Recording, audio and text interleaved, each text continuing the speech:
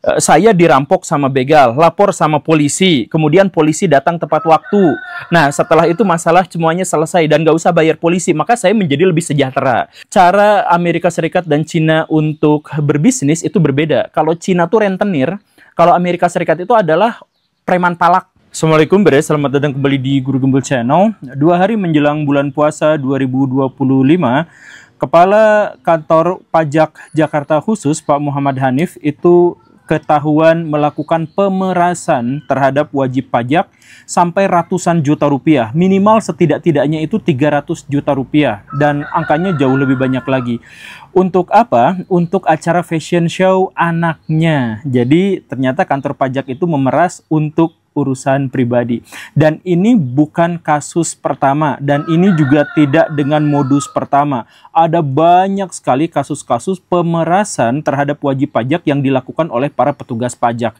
Saya telah mengumpulkan banyak sekali kasus-kasusnya dari zaman dulu dan modusnya kurang lebih sama, kurang lebih serupa. Jadi kurang lebihnya gini Baraya. Ini perhatikan baik-baik karena ini sangat penting buat Baraya. Nih, saya ada datanya. Jumlah peraturan tentang pajak di Indonesia itu mencapai 6.140 pasal. Luar biasa kan? Dan karena itu maka tidak banyak orang yang tahu terkait dengan masalah ini. Bahkan yang kemarin 14 Februari 2025 itu ditambahkan untuk aturan pemeriksaan pajak saja itu sampai mencapai 204 halaman dan penyidikannya mencapai 50 halaman. Itu yang terbaru. Jadi yang lain dihapus, ini yang terbaru dan sebagainya. Ini menyebabkan apa? Ini menyebabkan pajak itu begitu rumit, begitu sulit. Sampai ada konsultan pajaknya, ada pengadilan pajaknya, karena ini memang membingungkan. Tapi hal yang sangat disayangkan adalah bahwa rakyat Indonesia tidak mendapatkan edukasi dan sosialisasi terkait dengan pajak. Dan bahkan setiap kali aturan itu berubah dan berganti, sama seperti yang 2025 tanggal 14 Februari itu Baraya juga nggak tahu kan, itu juga ada perubahan sampai ratusan halaman, ratusan pasal, itu nggak ada yang tahu juga, nggak dikasih tahu juga. Nah tapi walaupun tidak dikasih tahu, tidak disosialisasi, tidak diedukasi, itu rakyat dianggapnya tahu. Sehingga apa? Sehingga banyak sekali rakyat Indonesia yang terjebak karena masalah pajak. Makanya gini Baraya, banyak diantara Baraya yang saya yakin adem ayem, nggak ngaruh apa-apa, biasa aja pajak nggak akan gini, toh saya sudah bayar pajak begini, toh nanti gaji saya sudah dipotong begini. Hati-hati Baraya, jangan sampai seperti itu. Karena modus petugas pajak adalah yang nakal-nakal gitu ya. Adalah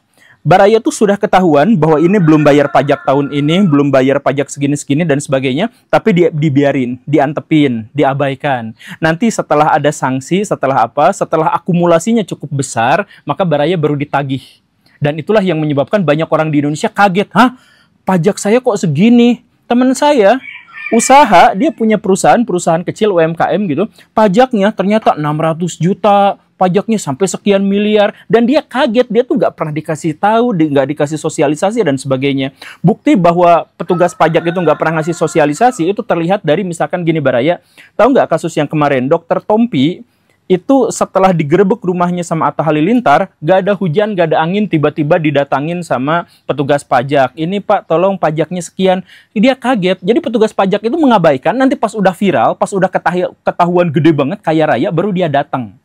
Gitu. Coba, Gojali NFT, Baraya ingat nggak kejadian tahun 2022? Dia kan kaya mendadak, gara-gara fotonya itu terjual sekian miliar gitu kan. Itu tiba-tiba didatangin pajak. Sebelumnya kemana aja itu petugas pajak? Gak ada, diem santuy-santuy aja. Kemudian misalkan kasus Ustadz Solmed, flexing rumahnya kayak gede banget gitu kan, sekian puluh miliar. Nah udah flexing itu tiba-tiba didatangin kantor pajak gitu dan sebagainya. Jadi mereka tuh gak dikasih tahu, gak ada sosialisasi, gak ada apa, dianggapnya tahu walaupun peraturannya sampai 6.000 pasal dan sebagainya. Nah setelah mereka cukup untuk disanksi, cukup untuk apa, baru mereka dikasih tahu bahwa pajaknya itu sekian-sekian gitu. Nah setelah itu si wajib pajak itu kan bingung, galau. Aduh gimana dong saya ini tiba-tiba gini. Nah itu nanti petugas pajak menyarankan ke konsultan pajak aja Pak. Nah konsultan pajak itu temenan aja sama orang-orang nakal itu tuh, ini yang oknum-oknum nakal ya, temenan mereka tuh. Nah setelah temenan datang ke konsultan pajak, Pak saya segini, pajak saya tuh 1 miliar gini. Oh nggak usah khawatir, gini aja Pak, mau diselesaikan sama saya, semuanya selesai, kasih saya 100 juta, semuanya selesai. Nah itu modusnya tuh gitu. Itu yang dilakukan sama Rafael Alun Trisambodo. dan teman-temannya, bukan hanya satu, banyak orang gitu di sana tuh. Jadi kita udah kaget, takut karena nggak ada sosialisasi, aturannya begitu beribet dan sebagainya. Nah, setelah itu kita disuruh datang ke konsultan, sama konsultan diselesaikan. Akhirnya apa? Ke negara nggak masuk, kitanya dirugikan, tapi si konsultan pajak dan mafia-mafia pajak di sana itu kaya raya.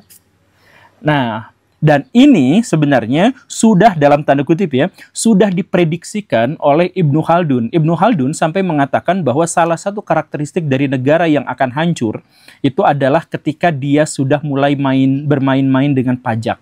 Kok bisa seperti itu? Simak videonya sampai tuntas, kita ulas dalam perspektif ilmu pengetahuan. Yuk kita mulai.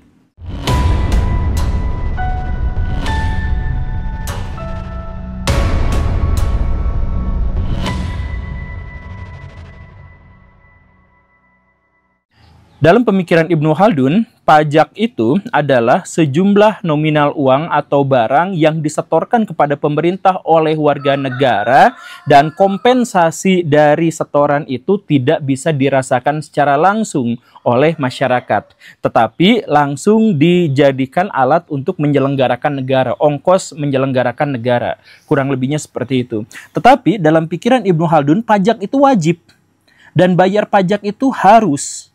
Jadi Baraya, saya tuh tidak ngajak Baraya untuk tidak bayar pajak. Justru harus bayar pajak.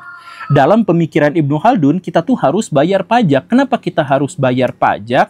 Karena negara itu sebenarnya dibangun dengan tiang-tiang solidaritas masyarakat. Maka harus ada sebuah mekanisme di negara itu bagaimana caranya untuk bisa menunjang keberadaan dan bahkan memperkuat solidaritas masyarakat itu. Begitu. Nah, pajak dalam hal ini itu sebenarnya adalah salah satu manifestasi dari solidaritas masyarakat itu. Gitu. Jadi, misal gini, ketika Baraya dirampok, Baraya telepon polisi, 5 menit dia datang dan menyelesaikan semua masalah. Kenapa? Karena ada pajak yang membiayai polisi itu. Baraya mau bangun tempat usaha, tapi kesulitan dengan dananya. Datang ke pemerintah, kemudian ada skenario subsidi begini. Dari mana skenario subsidi itu? Dari pemerintah. Pemerintahnya dari mana? Dari pajak. Kemudian Baraya misalkan mau menyekolahkan anak, tetapi sangat kesulitan karena lagi kurang dana misalkan. Maka pemerintah akan mensubsidi anak Baraya itu dengan apa? Dengan uang pajak. Jadi sebenarnya pajak itu adalah wujud dari solidaritas masyarakat. Dan solidaritas masyarakat itu adalah tiang dari berdirinya sebuah negara. Maka ketika solidaritas masyarakat terganggu, maka negara juga akan terganggu. Solidaritas masyarakatnya hancur, negaranya juga pasti hancur. Begitu. Nah, pajak itu menjadi salah satu manifestasi dari solidaritas masyarakat itu. Makanya harus ada dan harus dipertahankan. Dan kondisinya harus dalam kondisi yang baik. Jangan sampai misalkan ketika kita lapor polisi tapi malah harus bayar. Gak bisa, itu gak boleh. Karena apa? Karena polisi sudah dibiayai sama pajak. Nah, nanti kalau gitu pajaknya bisa habis dong karena untuk menyelenggarakan negara. Ya, nggak gitu juga Baraya. Karena ketika pemerintah bisa menyelenggarakan negara dengan sangat baik, maka masyarakatnya akan sejahtera. Karena misalkan yang tadi itu, saya dirampok sama begal, lapor sama polisi, kemudian polisi datang tepat waktu. Nah, setelah itu masalah semuanya selesai dan nggak usah bayar polisi, maka saya menjadi lebih sejahtera. Ketika saya menjadi lebih sejahtera, maka pajak yang dibebankan kepada saya menjadi lebih besar. Gitu kan? Maka si kas pajak itu juga menjadi ikut besar. Kemudian anak saya susah sekolah. Nah, kemudian disubsidi sama pemerintah melalui pajak. Ketika anak saya sudah besar, akhirnya dia lulus di perguruan tinggi dan akhirnya dia bekerja di perusahaan yang prospektif misalkan. Nah, maka dia juga menjadi sejahtera. Dia juga bisa diporotin lagi sama pajaknya dengan biaya yang lebih besar, pajak yang lebih besar. Gitu aja terus-terusan. Jadi, penyelenggaraan negara baik, akhirnya rakyat menjadi lebih sejahtera. Sejahtera itu berarti pajaknya menjadi lebih tinggi. Pajak lebih tinggi nanti untuk penyelenggaraan negara yang lebih tinggi lagi, lebih bagus lagi. Penyelenggaraan negara yang lebih bagus lagi, akhirnya rakyatnya menjadi lebih sejahtera lagi, gitu aja terus muter-muter. Akhirnya apa? Negara itu menjadi semakin lama semakin besar dan semakin berkembang. Dan kita misalkan bisa melihat itu di Eropa. Jadi apa yang dipikirkan oleh Ibnu Khaldun itu diwujudkannya di Eropa, karena pemikiran Ibnu Khaldun itu lebih banyak diterima di Eropa daripada di masyarakat Muslim sendiri gitu ya. Kalau di masyarakat Muslim ada wacana bahwa pajak itu haram dan sebagainya gitu ya, karena itu palakan dan sebagainya. Tapi gini, misalkan kita lihat di negara-negara yang sudah maju di Eropa, di negara-negara Skandinavia, Swiss, Belanda dan sebagainya gitu ya. Di sana itu pajaknya gede banget, 40%, 50% gede banget gitu. Tapi si rakyatnya tuh B aja gitu, nggak ada tagar kabur aja dulu dari sana tuh, walaupun pajaknya sangat gede. Kenapa pajaknya sangat gede tapi mereka nggak kabur? Karena mereka tahu persis, pajak itu transparan, diketahui bersama bahwa ada yang menjadi sekolah gratis. Kan di sana itu sekolah kalau nggak gratis ya murah banget gitu kan. Kemudian fasilitas kesehatan, kemudian jaminan keamanan dan sebagainya. Makanya 50% tuh ya worth it gitu. Jadi maksudnya dalam konteks pikiran orang-orang Eropa, saya bayar pajak itu adalah saya investor dan pemerintah itu adalah direksinya, direksi dari sebuah perusahaan besar. Jadi saya bayar investasi, saya mendapatkan dividen yang jauh lebih besar lagi gitu. Jadi pajak itu dipercaya sedemikian rupa oleh orang-orang Eropa sampai dia bayar 50% pun nggak jadi masalah gitu. Karena penyelenggaraan negaranya baik, karena penyelenggaraan negaranya baik, maka rakyatnya menjadi semakin sejahtera dan seterusnya gitu.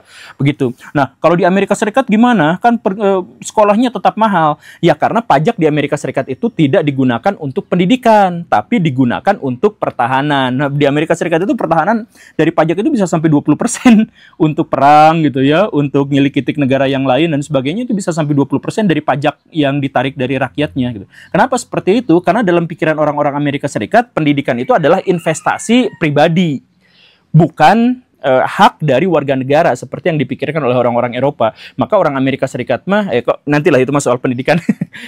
Nanti kita bahas soal pendidikan, bagaimana pola pikir Amerika Serikat dan Swiss dan sebagainya dalam pendidikan. Tapi kita misalkan balik lagi ke sini.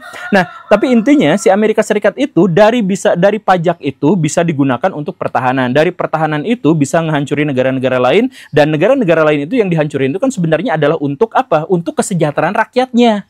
Jadi setiap negara Amerika Serikat perang di Irak, di Afghanistan, dan sebagainya, itu orang-orang Amerika Serikat bertambah banyak, bertambah kaya si penduduknya itu. Karena nanti ada investasi, ada proyek, apa segala rupa ke situ gitu. Jadi cara Amerika Serikat dan Cina untuk berbisnis itu berbeda. Kalau Cina tuh rentenir, kalau Amerika Serikat itu adalah preman palak, preman tukang malak. Itu perbedaan dari dua negara adidaya itu, cara kerjanya gitu. Nah, jadi pajak itu digunakan untuk itu. Tapi kenapa pajak itu beda-beda alokasinya di negara-negara maju sekalipun? Ya karena pajak itu kan fiskal. Jadi diaturnya sama pemerintah. Pemerintah diaturnya juga konsultasi dengan DPR. Dan DPR itu juga sebenarnya adalah dari rakyat. Jadi sebenarnya ini adalah kehendak rakyat dalam tanda kutip gitu ya. Nah, pajak dialokasikan kemana itu adalah kehendak rakyat, termasuk berapa nominalnya juga kehendak rakyat, tidak dipaksa oleh satu pihak bahwa harus naik sekian persen. Ya enggak, itu semuanya adalah diskusi dengan rakyat semuanya, karena ini demi kesejahteraan rakyat. Nah, maka dalam hal ini ada penegasan dari Ibnu Khaldun bahwa pajak itu adalah alat pendapatan negara, alat pendorong investasi, dan kemudian alat distribusi.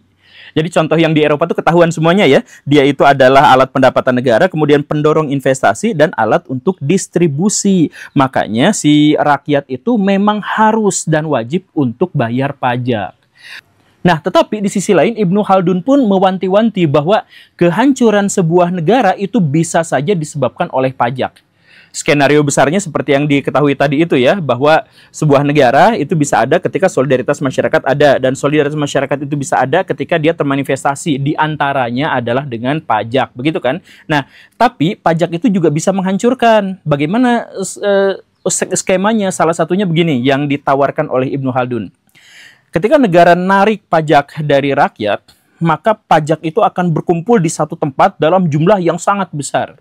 Nah, ketika jumlah uang berkumpul dalam satu tempat dengan nominal yang sangat besar, si pengelolanya, pengelola pajak dalam hal ini, itu bisa saja imannya luntur. Lihat duit tuh imannya hancur. Jadi dia mulai korupsi. Gitu, korupsi pajak. Nah, ketika korupsi pajak itu terjadi, si negara bingung. Kok alat penyelenggaraan negara jadi berkurang duitnya? Kok bisa seperti ini? Nah, untuk bisa mempertahankan status quo penyelenggaraan negara harus seperti ini, tapi uang pajak berkurang, maka asumsinya adalah ya udah pajaknya naikin ke masyarakat. Maka si masyarakat itu akan diporotin menjadi lebih besar lagi. Nah, jadi kalau misalkan di sebuah negara ada kenaikan pajak yang kenaikan itu di luar angka inflasi misalkan, maka curigailah bahwa negara yang dimaksud itu korupsi pajak atau dikorupsi pajaknya. Itu salah satu indikasi yang ditawarkan sama Ibnu Khaldun. Gitu. Jadi kalau misalkan kenapa pajak kita jadi makin lama makin gede, makin bervariasi, makin banyak dan sebagainya, kemungkinan itu orang yang sedang mengumpulkan pajak itu korupsi. Gitu. Nah, setelah si rakyat diporotin dengan pajak yang semakin lama semakin berwarna, bervariasi, banyak, dan lain sebagainya, maka skenario berikutnya terjadi. Apa itu? Si rakyat menjadi malas untuk kerja. Ngapain saya kerja habis-habisan, banting tulang mencari nafkah, sampai bulan puasa yang haus-haus pun harus ngonten, misalkan ya. Tapi pajaknya justru malah diserahkan kepada negara dalam jumlah yang lebih besar. Kok bisa seperti itu? Akhirnya apa? Akhirnya para pekerja itu menjadi malas. Atau di dunia modern bukan menjadi malas, tetapi menjadi malas dan atau korupsi. Jadi untuk bisa menutupi biaya hidup hasil kerja keras saya gitu, segini gedenya malah diporotin pajak yang gede, ya sudah, untuk menambalnya saya harus korupsi. Atau pajak itu dikorupsi. Jadi laporan pajaknya saya nyuap ke laporan pajak, gini aja, saya nggak usah bayar ke negara, saya bayar ke kamu, tapi semuanya selesaikan, gitu kan? Nah, akhirnya apa? Akhirnya korupsi merajalela di situ. Atau bentuk yang lain, orang yang diporotin pajak, kok kalau misalkan di sini saya usaha tuh sangat gak nyaman gitu. Kerja habis-habisan diporotin pajak. Akhirnya apa? Akhirnya kabur aja dulu ke negara yang lain yang lebih memberikan jaminan untuk usaha sekaligus morotan pajaknya juga tidak besar. Kan di negara-negara yang sudah mengikuti saran Ibnu Khaldun itu semuanya sudah baik gitu. Penyelenggaraan negaranya baik, penyelenggaraan pajaknya baik, pengelolaannya baik dan sebagainya. Karena apa? Ya karena runutannya adalah seperti itu. Nah, kalau misalkan si rakyatnya dibebankan pajak yang lebih besar, kemudian dia malas atau kabur aja dulu atau korupsi, maka korupsi menjadi merajalela. Ketika korupsi sudah merajalela, maka tunggu kehancuran dari negara itu. Makanya Ibnu Khaldun menegaskan, ciri dari negara yang sudah tua, yang sebentar lagi dikubur, itu adalah pajak yang semakin bervariasi, pajak yang semakin mengikat masyarakatnya. Gitu ya, bisa dipahami. Jadi gimana dong? Ya makanya penyelenggaraan negara ini tuh harus baik gitu. Jadi sok misalkan balik lagi ke Eropa ya. Di Eropa itu setengah dari penghasilan dikasihin ke negara tuh gak jadi masalah. Karena itu justru menjadi semakin sejahtera dan menjadi semakin nyaman gitu. Saya main kemarin ke Jepang, ke Finlandia gitu. Anak-anak usia 5 tahun, anak usia 4 tahun berangkat ke sekolahnya berkilo-kilometer. Naik kendaraan umum, naik kereta dan sebagainya dibiarin diantepin gitu. Tapi orang tuanya nggak pernah takut bahwa si anaknya itu nanti diculik, anaknya nanti tersesat, anaknya apa. Nanti nggak pernah seperti itu, dijamin sama negara, nggak akan gitu.